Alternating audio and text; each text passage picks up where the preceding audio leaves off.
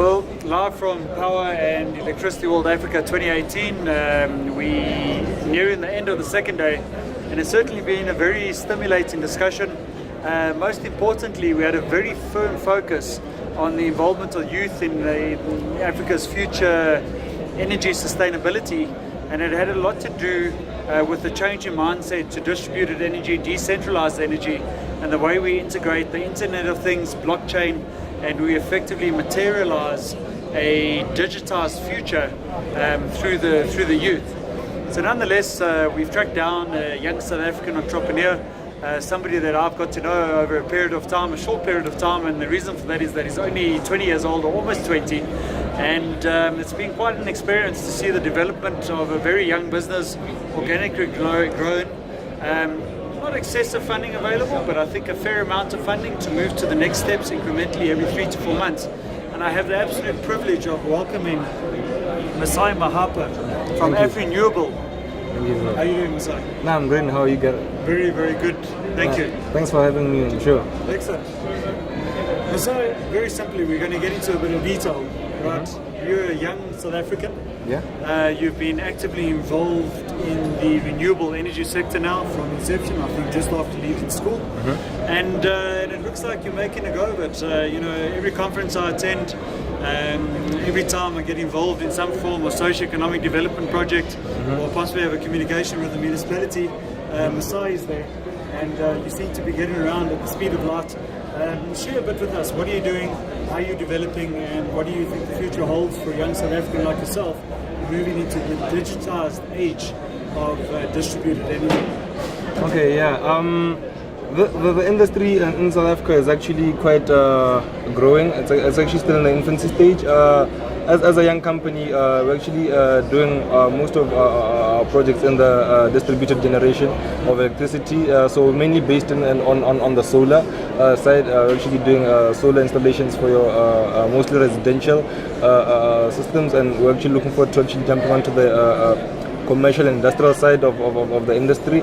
And we're not seeing a lot of participation by the youth within this industry, mainly because of the red tape which we're actually facing. I thought it was going to be easy as well, but there's actually a lot of red tape because most of the projects require a lot of should I say experience, or of which as a small company or as youth, it's actually hard for actually to actually have such. So the government and the government pretty much wants to empower young people in the industry, but at the same time they're also expecting them to actually have a whole portfolio of things. So it's contradictory, because once you have the portfolio, you're probably grey-haired, and but otherwise it's actually a growing industry, and it's exciting. And with the distributed generation of electricity coming more and more, as we're seeing throughout Africa as a whole, the whole centralized grid business model is actually slowly phasing out. Agreed. And so you raised some very interesting points, but I think it must be a very bad position to be in if you have no red tape and you don't have a market. And I think one of the attributes that the energy sector presents to you is that you've got a massive market. You've got 650 million people that suffer from energy poverty, and you've got a number of businesses that are not very well positioned in terms of the energy security. So that obviously just exuberates opportunity for yourself and your young company. So there's red tape, but that's also a characteristic of a relatively fast-growing industry, and it's something that the regulators and the Department of Energy don't necessarily know how to handle and what to do next. So it's very much an experimental process, and even as you know, being in the sector, you have to keep your one eye on the policy and the regulation, but on the other eye, you've got to keep it on energy poverty and try and understand what you need to do next within your business. Let's look at the sector that you're completely familiar with, which is domestic households, and it's installing PV systems at a house, at a home.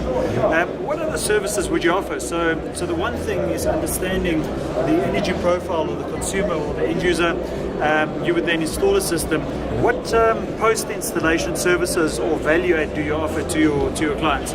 Okay, so for that we could actually add value by actually helping the client in terms of monitoring the client's energy use and the system. So if there are any faults in the system, we'll actually be able to actually notice before even the client actually realizes that the system might not be actually producing energy or enough energy for whatever reason. We'll actually be able to actually pick up that problem and actually be able to let the client know, and also we might be able to advise the client on the energy usage and saving on the electricity bill at the end of the day. Very, very good. If you had sufficient funding, do you think you would offer a rental model?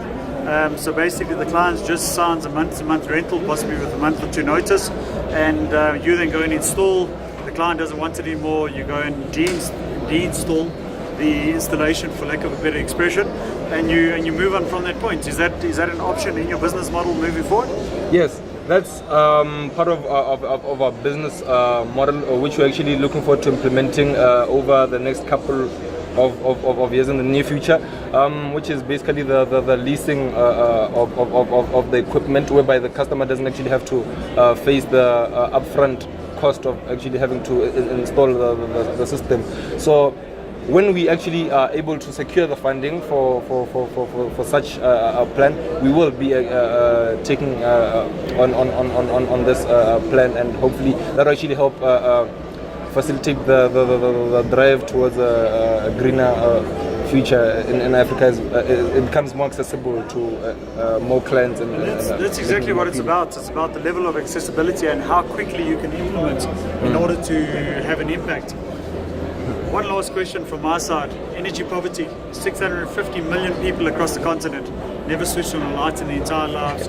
Impacts on education, healthcare, I mean, you name it. You don't have energy, you have downstream impact. How do you think you are starting to have an impact on that over the next 3 to 5 years? Okay, over the next 3 to 5 years, I mean, we as a renewable are looking at actually helping the poorest of the poorest in terms of accessing electricity through the means of mini grids and small lighting applications, so they can actually better the standard of living, because most people can't really even get to charge their phone. They need to walk kilometers to actually get to charge their phones.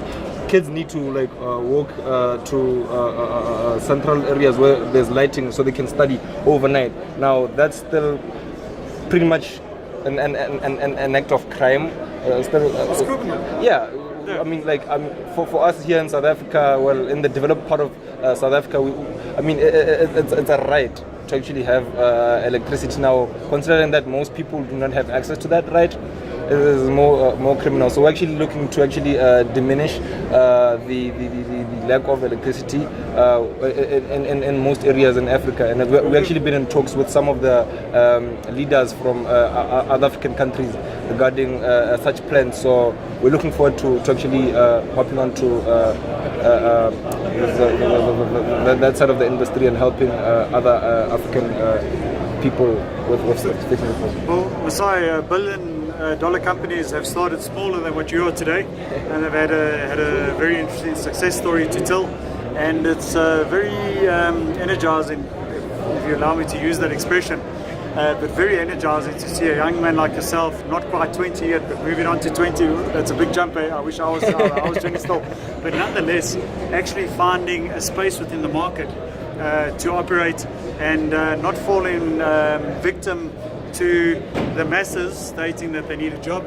You're actually being very progressive, and I have no doubt that the energy sector, both in South Africa as well as across Africa, will give you this opportunity, right, to actually be an example and a benchmark for many other South Africans and many other African geographies as well, the youth sitting within those geographies, to make a difference. Well, we've heard from the multinational billion-dollar company, we've heard from the multi-million-dollar company, and we've heard from companies that are relatively new startups but in a very formal manner. We've now had a chat to Masai, who's a formalized registered business, and he's making it for himself as well as the employees and the people that he's providing employment to. But nonetheless, what is most important is the fresh aspect and the fresh approach that is taking place here, which is allowing Masai to take a very open approach to each and every engagement, as well as identify opportunities that you would not necessarily identify if you had your blinkers on. Masai Mahapa, I wish you all the best with F-Renewable. Thanks a lot, Gavin. I know for a fact it's going to be a success, and I look forward to further engagement. Thank you so much, and I hope to make you proud. Of course, you need to make yourself proud. Cheers. Thanks a lot, Gavin.